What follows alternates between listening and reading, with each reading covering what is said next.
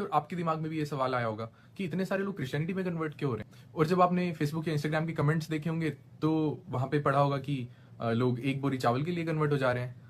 लेकिन हमारी सरकार खुद सबसे बड़ा राशन स्कीम चलाती है जिसमें इतनी सारी चीजें मुफ्त में देते हैं, तो चावल के लिए कन्वर्ट होना तो फालतू बात है। तो रीजन समझने के लिए सबसे पहले हमें देखना पड़ेगा कन्वर्ट कौन हो रहा है। तो पता चलेगा कि दलित, आदिवासी या पिछड़े वर्ग के लोग, गरीब लोग कन्वर्ट हो रहे हैं सबसे ज्यादा। और वो क्यों हो रहे हैं? क्योंकि सरकार सिर्फ राशन देने का काम कर रही है, बाकी जो स्वाभिमान से सिर उठा के जीने वाली चीजें हैं वो तो दे ही नहीं पा रहे हैं ना। एजुकेशन दे पा रहे हैं, या तो स्कूल ही नहीं है, स्कूल है तो टीचर नहीं पढ़ा रहे हैं तो वहां पे साइंस की पढ़ाई ही नहीं है, सिर्फ आप आर्ट्स पढ़ सकते हो। दूसरी चीज, हेल्थ केयर खराब है, सुबह 4-4, 5-5 बजे से लाइन लगानी पड़ती है सरकारी हॉस्पिटल्स के बाहर, तब जाके डॉक्टर को आप दिखा पाते हो।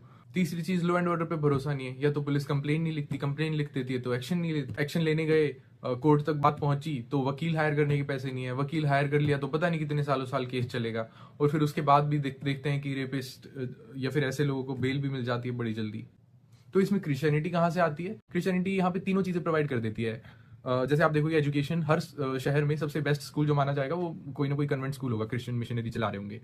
दूसरी चीज जो देते हैं, हेल्थ केयर। चर्च में जो नन्स होती हैं उनको जनरली हेल्थ केयर में ट्रेन कर दिया जाता है, तो वो जो बेसिक पब्लिक हेल्थ इश्यूज हैं वो वहीं पे डील कर लेती हैं उनसे।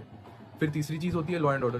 तो अकेले तो वो पावरलेस फील करते हैं, लेकिन उस चर्च में जितने भी लोग आते हैं वो सारे उनका एक सोर्स ऑफ सपोर्ट बन जाता है कि भाई क्यों पुलिस FIR नहीं लिख रही है, क्यों एक्शन नहीं हो रहा है, तो उनको वहां से भी सपोर्ट मिलता है।